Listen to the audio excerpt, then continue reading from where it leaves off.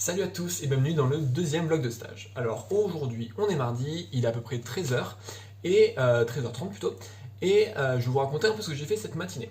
Donc aujourd'hui c'est une journée entière d'oral de master. Du coup je suis dans un amphithéâtre avec des master 2 du master EEE dont je vous ai parlé hier, et ils font leur oral pour valider leur master. Donc c'est un oral sur le stage qu'ils ont fait pendant 6 mois.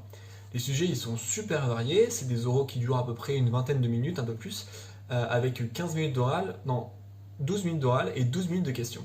Les questions vont très très vite, c'est-à-dire qu'il y a une à deux questions par minute suivant comment l'élève se débrouille. Donc je crois qu'il y a 5 jurys, et parmi les 5 jurys, il y en a toujours un ou deux qui posent la majorité des questions, puis ensuite les autres en posent une par personne, ou à la limite deux suivant les jurys, et suivant les oraux aussi. Du coup, il y a eu quand même une grande diversité dans les oraux.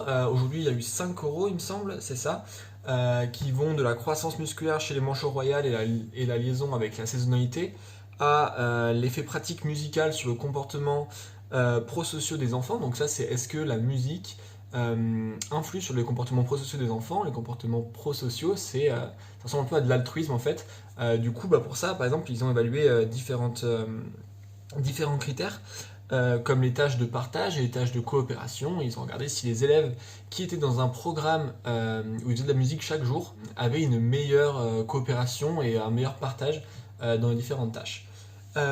Ensuite, il y a eu un oral de Nkoy qui était sur l'influence du parasitisme aux nématodes chez les relations sociales chez le mandrill.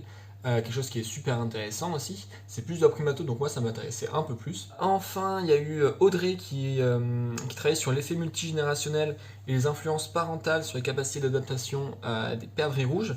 Donc en fait, les perdrix, elles sont relâchées dans la nature et on voit qu'elles survivent pas très longtemps, et du coup ils ont regardé si un traitement prénatal ou postnatal avait des influences sur plusieurs critères, voilà, comme la durée de vie, comme le succès reproducteur, etc.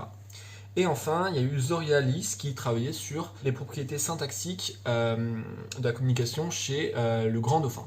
Donc là, c'était super intéressant aussi. Les questions étaient vraiment dures. Elle a un peu stressé, ce qui est logique, on est quand même sur le zone Master 2. Et voilà, donc globalement, une bonne matinée. Cet après-midi, c'est pareil, il y a 2 heures d'oraux. Et puis moi, ensuite, je rentre à la maison, à l'appartement plutôt. Et du coup, il faut que je finisse de lire mon article. Comme ça, je relis les 3 articles. Je vais en faire une sorte de synthèse un peu. Et comme ça, demain, je vais pouvoir commencer à analyser les images des dessins de chimpanzés. Comme ça, j'aurai bientôt fini. Il m'a dit que si je finissais les images avant la fin du stage, c'était très bien. Du coup, je vais essayer de les finir un peu avant la fin du stage pour qu'on ait le temps de faire une analyse après. Du coup, voilà quoi. Un petit rythme sympathique. Ce soir, il y a match. Du coup, je pense pas bosser très tard. Mais ça n'empêche, honnêtement, une bonne journée qui s'annonce. Un peu entre les deux, parce qu'en même temps c'est très très très court, et en même temps la femelle s'investit beaucoup dans cet allaitement parce qu'elle perd énormément de ses réserves à elle et transmet.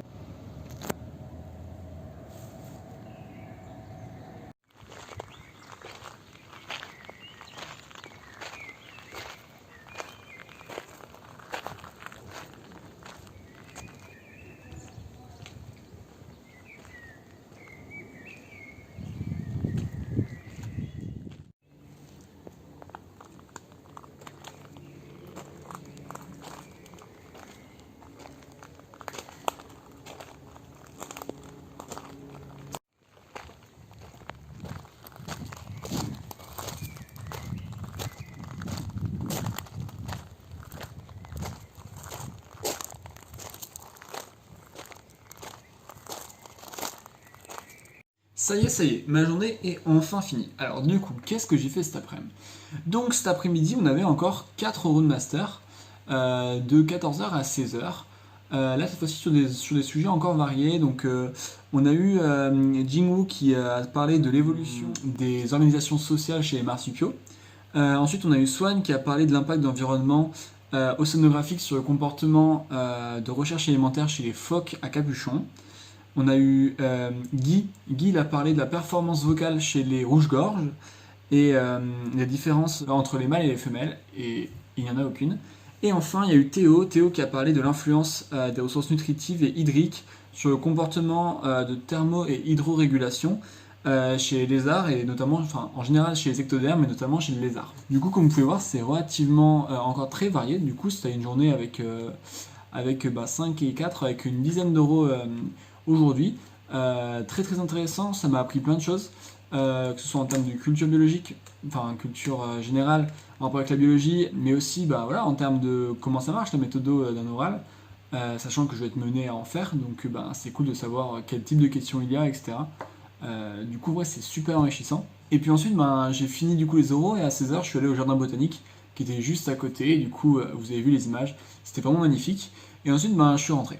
Du coup, comme je vous avais dit hier, quand je suis rentré, j'ai fini de lire mes articles que je devais lire. Du coup, globalement, j'ai fait un petit résumé. Il y a deux articles qui étaient sur le dessin chez l'orang-outan et un sur le dessin chez l'enfant. Le dessin chez l'enfant, en fait, ils ont regardé l'influence culturelle et l'influence de l'environnement sur les dessins des enfants de 2 à 15 ans. Pour ça, ils ont pris 958 autoportraits d'enfants de 2 à 15 ans, répartis dans 35 pays et sur les 5 continents. Et avec plusieurs variables différentes, notamment ils ont utilisé des éléments, enfin déjà le sexe, l'âge de l'enfant, ils ont regardé s'il y avait des éléments naturels, matériels, symboliques, ils ont regardé s'il y avait des organes sensoriels sur les visages des dessins, aussi s'il y avait une personnification de la nature ou s'il y avait des symboles. Plein de variables, et avec ça ils ont pu montrer plusieurs choses, notamment le fait que l'urbanisation ça impacte positivement, ça augmente le nombre de détails faciaux sur les visages, mais aussi la complexité des dessins. Et ils ont pu aussi montrer qu'une société qui est plus individualiste, il va avoir des dessins avec une personne qui va être plus grande au centre et qui va avoir une tête un peu plus importante que dans les autres dessins. Quand on parle de société individualiste, ça va par exemple être les États-Unis. Là où des sociétés qui sont collectivistes, ça va être le Japon. Au Japon, on travaille pour la société, pas pour soi-même. Là, aux États-Unis, on travaille pour soi-même et c'est tout. Et du coup, les deux autres articles qui étaient sur les orang-outans, ils sont sur la même base de données. Une base de données avec 1441 dessins réalisés par 5 femelles orang-outans, dont 90% par une seule femelle qui s'appelle Molly. Ce qu'ils ont essayé de voir, c'est s'il y avait des différences inter- et intra-individuelles chez les dessins des orang-outans. Ça veut dire quoi? Est-ce que entre différents orang-outans, on voit des différences dans leurs dessins, des différences qui sont significatives, donc pas dues au hasard? Et est-ce que chez un même individu, au cours du temps, on peut voir une différence? Du coup, pour ça, ils ont utilisé plein de variables, et du coup, ils ont dû faire une analyse en composantes principales pour réduire le nombre de variables, puis ils ont utilisé un modèle linéaire multifactoriel afin d'en sortir des stats. Globalement, les variables utilisées, il y en avait 11 qui étaient dispatchées en 3 dimensions, donc les 3 dimensions, c'est grâce à l'ACP, à l'analyse en composantes principales. Il y avait par exemple le nombre de couleurs utilisées, le nombre de fan patterns, le ratio couvert, donc combien de cases, parce qu'en fait pour analyser les dessins, on prend un dessin, on le sépare en 100 cases, toutes de taille égale, puis on regarde du coup par exemple pour le ratio couvert, nombre de cases qui ont au moins un trait sur le nombre total de cases, etc. On a aussi regardé le nombre de cercles, le nombre de loupes, le nombre de triangles, et le spectre de couleurs moyen, et la déviation de la couleur par rapport à la couleur moyenne. Donc plein de variables qui nous ont amené à trouver un résultat, celui que les orang-outans ils montrent des différences entre les différents individus.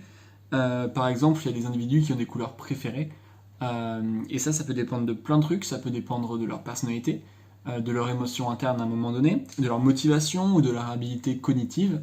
Donc en vrai, c'est plutôt complexe et c'est difficile de savoir pourquoi ils ont des préférences pour telle couleur. Donc ça, c'est encore des choses à travailler, bien évidemment, et à découvrir. Et ensuite, ils ont montré qu'il y avait aussi des différences intra-individuelles. Donc ça, c'est chez Molly. Et en fait, ils ont montré que Molly, au cours du temps, déjà, elle avait une préférence pour des couleurs. C'était le vert en été et en hiver, et le rose, enfin le violet rose, du coup, en printemps et en automne. Et ils ont montré que le nombre de couleurs qui est utilisé, en moyenne, il diminuait au cours des années, parce qu'ils l'ont suivi sur pas mal d'années. Et du coup, voilà, ça a montré qu'il y avait des différences intra- et inter-individuelles pour les dessins des orang-outans. Bref, comme ça vous avance pas trop, mais nous, ce qu'on va faire du coup, c'est qu'avec la base de données que Cédric Sueur m'a donnée, on va pouvoir comparer les résultats qu'ils ont eu là avec les orang-outans, avec des résultats sur le chimpanzé. Et du coup, ça va être plutôt intéressant. Mais pour ça, il faut que je finisse d'analyser les images. Déjà que je commence, ça serait déjà bien. Du coup, ça, je m'en occupe demain normalement, et puis les quelques jours qui vont suivre. Du coup, voilà, ce soir, c'est match. Du coup, repos quand même. Bref, passez une bonne journée, et puis on se dit à demain.